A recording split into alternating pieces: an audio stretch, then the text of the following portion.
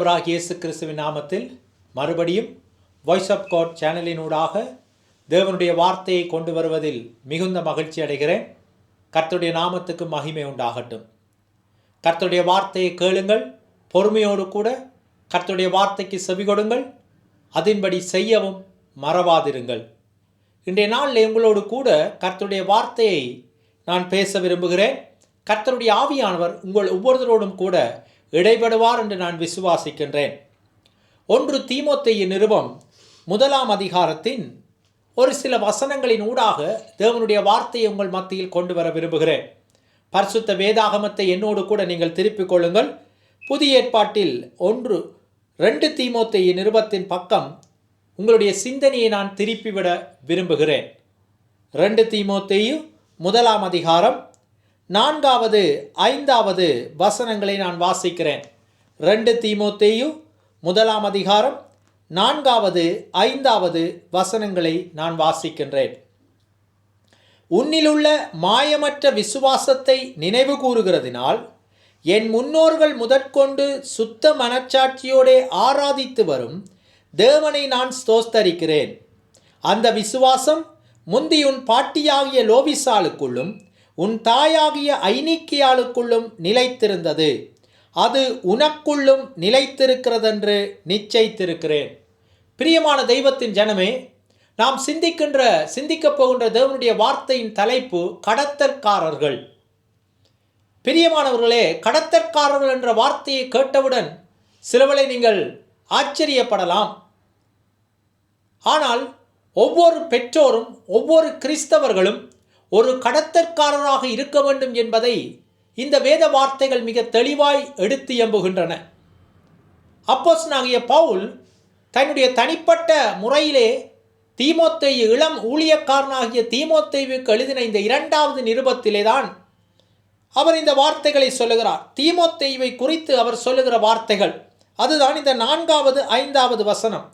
விசேஷமாய் அவர் தீமோத்தேயுவுக்குள்ளே ஒரு விசேஷித்த காரியத்தை கண்டுபிடிக்கிறார். அதுதான் மாயமற்ற விசுவாசம். மாயமற்ற விசுவாசம் என்றால் என்று அவர் கூறுகின்றபடினால் இன்னும் ஒன்று மாயமுள்ள விசுவாசம் என்று ஒன்றும் இருக்கும். எனவே இங்கே அவர் சொல்லுகிறார், தீமோத்தேயுவுக்குள்ளே இருந்தது மாயமற்ற, கலப்படமில்லாத, மாயை இல்லாத ஒரு உண்மை விசுவாசம் அவனுக்குள்ளே நிலைத்திருந்தது என்பதை பவுல் உறுதிப்படுத்துகிறதோடு மட்டுமல்ல, அது எங்கிருந்து அவனுக்குள்ளே கடத்தப்பட்டிருக்கிறது என்பதை சொல்லுகிறார். அதைத்தான் அவர் இந்த 2 தீமோத்தேயு 1 அதிகாரத்தின் 5 வசனத்தில் சொல்லுகிறார். பாருங்கள், அந்த விசுவாசம் முந்தியுன் பாட்டியாகிய லோவிசாளுக்குள்ளும் உன் தாயாகிய ஐனிக்கியாளுக்குள்ளும் நிலைத்திருந்தது. இளம் தீமோத்தேயுவுக்குள்ளே அந்த விசுவாசம், மாயமற்ற விசுவாசம் எப்படி வந்ததென்றால் அது அவனுடைய தாயாகிய ஐனிக்கியாளுக்குள்ளே இருந்தது. அதற்கு முன்பு அது அவளுடைய தாயின் தாயாகிய லோவிசாளுக்குள்ளே இருந்தது. பாட்டிக்குள்ளே இருந்த விசுவாசம் தாய்க்குள்ளே வந்து இப்பொழுது மகனுக்குள்ளே வந்திருக்கிறது. 3வது சந்ததியை விசுவாசம் சந்தித்திருக்கிறது. அப்படி என்றால் என்ன? தேவனை பற்றும் விசுவாசம் பிரியமான தெய்வத்தின் ஜனமே கடத்தப்பட வேண்டிய ஒன்று. சந்ததியாய் பெற்றோர்களாய் நீங்கள் இருக்கிறீர்களா? உங்கள் பிள்ளைகளுக்குள்ளே கட்டாயம் கிறிஸ்துவை பற்றும் விசுவாசத்தை கடத்தி விடுங்கள். நீங்கள் பேரப்பிள்ளைகளாய் இருக்கிறீர்களா? உங்களுடைய பேரப்பிள்ளைகள் உங்களுக்கு இருக்கிறார்களா? பேரப்பிள்ளைகளுக்குள்ளே கிறிஸ்துவை பற்றும் விசுவாசத்தை கடத்தி விடுங்கள். நீங்களும் நானும் விசுவாசத்தை கடத்துகிற கடத்தற்காரர்களாய் இருக்கும்படி கர்த்தருடைய ஆவியானவர் எங்களை அழைக்கிறார். பிரியமான தெய்வத்தின் ஜனமே, ஆனால் என்ன பரிதாபம்! இன்றைக்கு இருக்கிற பெற்றோர்கள், இன்றைக்கு இருக்கிற மனிதர்கள் பிள்ளைகளுக்குள்ளே விசுவாசத்தை கடத்துகிறவர்களாய் அல்ல, அன்பை கடத்துகிறவர்களாய் அல்ல, பகையையும் விரோதத்தையும் கடத்தி விடுகிறார்கள். பெற்றோர்கள் தங்களுக்குள்ளே இருக்கின்ற முரண்பாடுகளை, கணவனுக்கோ மனைவிக்கு இடையிலே இருக்கின்ற பகையுணர்வுகளை, கசப்புணர்வுகளை பிள்ளைகளுக்குள்ளே கடத்தி விடுவார்கள். தாயானவள் சொல்லுவாள், கணவனை விட்டு பிரிந்திருந்தால் நீ தகப்பனோடு சேராதே, அவர் இப்படிப்பட்டவர் அப்படிப்பட்டவர் என்று தனக்குள்ளே இருந்த அந்த கசப்பை பிள்ளைகளுக்குள்ளே விதைத்து விடும். அதேதான் கணவனும். மனைவியை குறித்து தனக்குள்ளே இருந்த கசப்பை பிள்ளைகளுக்குள்ளே விதைத்து விடுவார். அது மாத்திரமல்ல, இன்றைக்கு பெற்றோர்கள் குடும்பமாய் தாம் இன்னும் ஒரு குடும்பத்தை பகைப்பார்களாயிருந்தால், தங்களுக்கு ஒரு முன்விரோதம் இன்னும் ஒரு குடும்பத்தோடு உறவினர்களுக்குள்ளே இருக்கிறது என்றால் அதை தங்களோடு முடித்து கொள்ளாமல் பிள்ளைகளுக்குள்ளும் அந்த கசப்பை, அந்த பகையை கடத்திவிட்டுத்தான் அவர்கள் போய்விடுவார். தங்களுடைய வாழ்நாளின் இறுதி காலத்தில் சொல்லுவாங்க, பலர் சொல்லுகிறதை நாங்களும் கேட்டிருக்கிறோம், என்ற செத்த வீட்டுக்கும் அவன் வரக்கூடாது, என்னுடைய மரண வீட்டுக்கும் வரக்கூடாது, என்ற வீட்டு வாசலை மிதிக்கக்கூடாது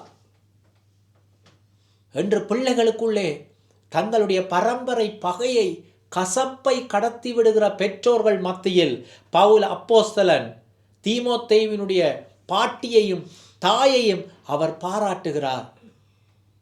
பாட்டியாகிய அந்த லோவிசையாளுக்குள்ளும் ஐநீக்கியாளுக்குள்ளும் இருந்த விசுவாசம் தீமோத்தேயுவுக்குள்ளே கடத்தப்பட்டிருக்கிறது. பிரியமானவர்களே, இன்றைக்கு உங்களை பார்த்து கர்த்தருடைய ஆவியானவர் கேட்கிற கேள்வி இதுதான்: எதை உங்களுடைய சந்ததிக்குள்ளே கடத்துகிறீர்கள்? வேதம் சொல்லுகிறது, எதை விதைக்கிறீர்களோ அதைத்தான் அறுப்பீர்கள் என்பதா.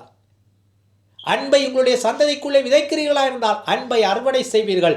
பகையை, விரோதத்தை, அங்கே மார்க்க வேதத்தை, பிரிவினையை, கசப்பை உங்களுடைய சந்ததிக்குள்ளே விதைப்பீர்களா இருந்தால் அதைத்தான் நீங்கள் அறுவடை செய்வீர்கள்.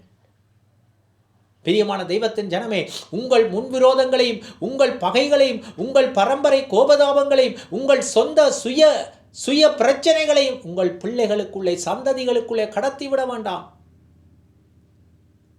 லோவிசையாளை போல, ஐநீக்கியாளை போல கர்த்தரை பற்றும் விசுவாசத்தை கடத்தி விடுங்கள். கர்த்தரை பற்றும் நற்குணாதிசயங்களை கடத்தி விடுங்கள். கர்த்தரை பற்றும் நல் அன்பை கடத்தி விடுங்கள். கர்த்தரை பற்றும் நல்ல நடக்கையை கடத்தி விடுங்கள். அதைத்தான் இந்த லோவிசையாலும் ஐநீக்கியாலும் அன்றைக்கு தீமோத்தேயுவுக்கு செய்திருந்தார்கள். அது தீமோத்தேயுவிலே வெளிப்பட்ட பொழுது பவுல் அவனை பார்த்து சொல்கிறான், உன்னில் இருக்கிற மாயமற்ற விசுவாசத்துக்காக கர்த்தரை நான் ஸ்தோத்தரிக்கிறேன். அந்த விசுவாசம் முந்தியுன் தாயாகிய ஐநீக்கியாளுக்குள்ளும் அதற்கு முந்தியுன் பாட்டியாகிய லோவிசையாளுக்குள்ளும் இருந்தது. பிரியமான தெய்வத்தின் ஜனமே, நானும் நீங்களும் கிறிஸ்துவுக்குள்ளே கடத்தக்காரர்கள். எதை கடத்துகிறவர்கள்? கிறிஸ்துவின் அன்பை கடத்துகிறவர்களாயிருக்க வேண்டும். கிறிஸ்தவ விசுவாசத்தை கடத்துகிறவர்களாயிருக்க வேண்டும். கிறிஸ்தவ உபதேசங்களை கடத்துகிறவர்களாயிருக்க வேண்டும். கிறிஸ்தவ குணநல பண்புகளை கடத்துகிறவர்களாயிருக்க வேண்டும். கிறிஸ்துவை கடத்துகிறவர்களாயிருக்க வேண்டும். அதுதான் எங்களுக்கு கொடுக்கப்பட்ட தொழில், அதுதான் எங்களுக்கு கொடுக்கப்பட்ட கடமை, அதுதான் எங்களுக்கு கொடுக்கப்பட்ட அழைப்பு. எனவே உலகத்திலே நாம் நம்முடைய பிள்ளைகளுக்கு சொத்து பத்தையோ, இந்த உலகத்திலே நம்முடைய பிள்ளைகளுக்கு வேறு எதையும் நாம் சம்பாதித்து கொடுக்காவிட்டாலும் பரவாயில்லை, பிள்ளைகளுக்குள்ளே கிறிஸ்துவை விதைத்து விட்டு செல்லுங்கள். பிள்ளைகளுக்குள்ளே, எதிர்கால சந்ததிகளுக்குள்ளே கிறிஸ்துவின் சுவிசேஷத்தை விதைத்து விட்டு செல்லுங்கள். எதிர்கால சந்ததிகளுக்குள்ளே கிறிஸ்துவின் அன்பை விதைத்து விட்டு செல்லுங்கள். எதிர்கால சந்ததிகளுக்குள்ளே கிறிஸ்துவின் வார்த்தையை விதைத்து விட்டு செல்லுங்கள். வார்த்தையிலே பிள்ளைகள், எதிர்கால சந்ததி நிலை நிற்கும்படி தேவனுடைய வார்த்தையை விதையுங்கள். நீங்கள் விதைக்க வேண்டுமாயிருந்தால் விதை முதலாவது உங்களுக்குள்ளே இருக்க வேண்டும். உங்களுக்குள்ளே தேவனுடைய வார்த்தை இல்லாமல் நீங்கள் மற்றவர்களுக்கு தேவனுடைய வார்த்தையை விதைக்க முடியாது. உங்களுக்குள்ளே தேவ அன்பு இல்லாமல் நீங்கள் மற்றவர்களுக்கு தேவ அன்பை கொடுக்க முடியாது. பழமொழி சொல்வார்கள், பானையிலே இருப்பதுதான் அகப்பையிலே வரும் என்று. பிரியமான தெய்வத்தின் ஜனமே, எது உங்களுக்குள்ளே இருக்கிறதோ அதுதான் உங்களிடத்திலிருந்து வெளிப்படும். உங்களிடத்திலிருந்து வெளிப்படும். ஆவியின் கனிகள் உங்களுக்குள்ளே இருக்குமாயிருந்தால் நீங்கள் அன்பு, சமாதானம், சந்தோஷம், தயவு, சாந்தம், இச்சையடக்கம், நீடிய பொறுமையாகிய ஆவியின் கனிகளை வெளிப்படுத்துவீர்கள். ஆனால் அதே வேளையில் மாம்சத்தின் கிரியைகள் உங்களுக்குள்ளே இருக்குமாயிருந்தால் நீங்கள் அதைத்தான் உங்கள் பிள்ளைகளுக்குள்ளே, உங்கள் சந்ததிகளுக்குள்ளே கடத்துவீர்கள். எனவே எது உங்களுக்குள்ளே இருக்கிறது என்பதை முதலாவது அடையாளம் கண்டுகொள்ளுங்கள். எது உங்களுக்குள்ளே விதைக்கப்பட்டிருக்கிறது என்பதை அடையாளம் கண்டுகொள்ளுங்கள். உங்களுடைய பானையிலே எது இருக்கின்றது என்பதை அடையாளம் கண்டுகொள்ளுங்கள். சரியானது இல்லாவிட்டால் பிழையானதைத்தான் விதைப்பீர்கள். எனவே பிரியமான தெய்வத்தின் ஜனமே, நம்ம எல்லாருக்கும் ஒரு முன்மாதிரி தான் லோவிசையாலும் ஐநீக்கியாலும். ஐநீக்கியால் தன்னுடைய மகனுக்குள்ளும், லோவிசையால் தன்னுடைய பேரனுக்குள்ளும் கிறிஸ்துவை பற்றும் மாயமற்ற உண்மையுள்ள விசுவாசத்தை விதைத்து விட்டு போனார்கள்.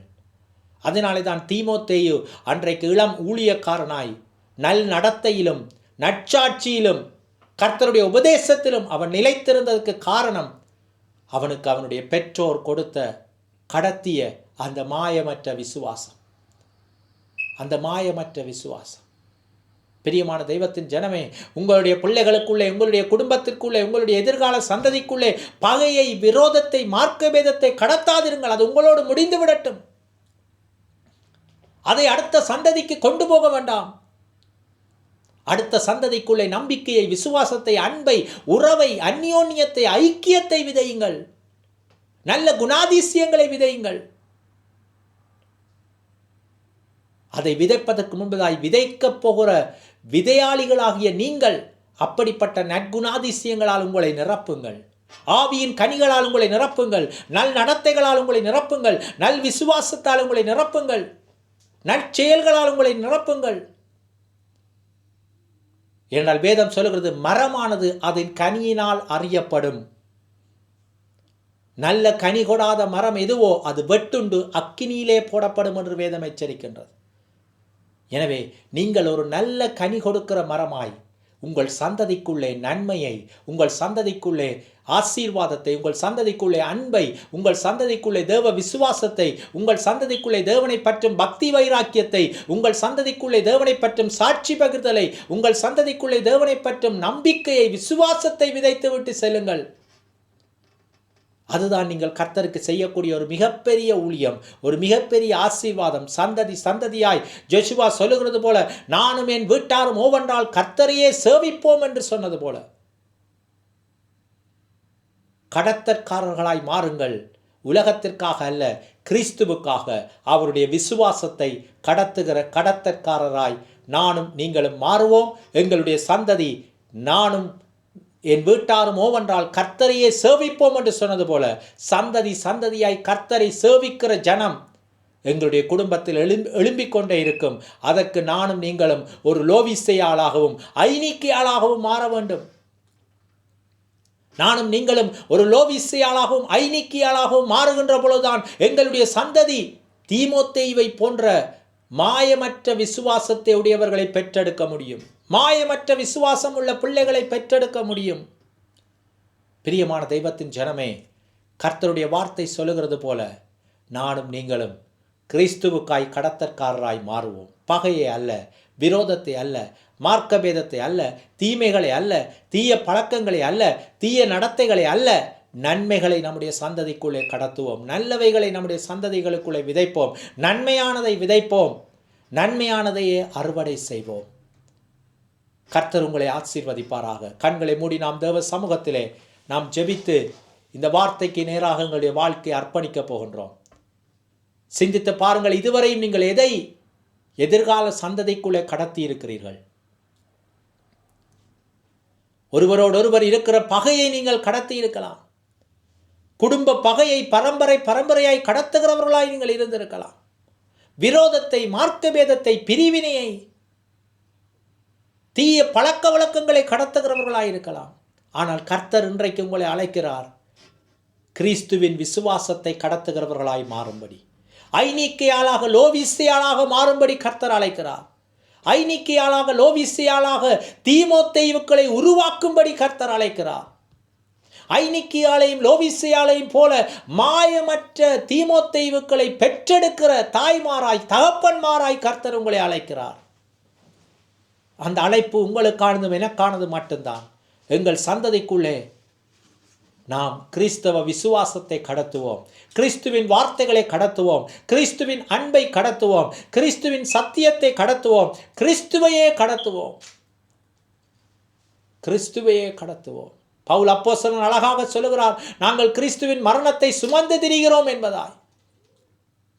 அதே பவுல் அப்போஸ்தலன் மிக அழகாக சொல்லுகிறார், நீங்கள் கிறிஸ்துவின் நிருபங்கள் என்று சொல்லுகிறார்.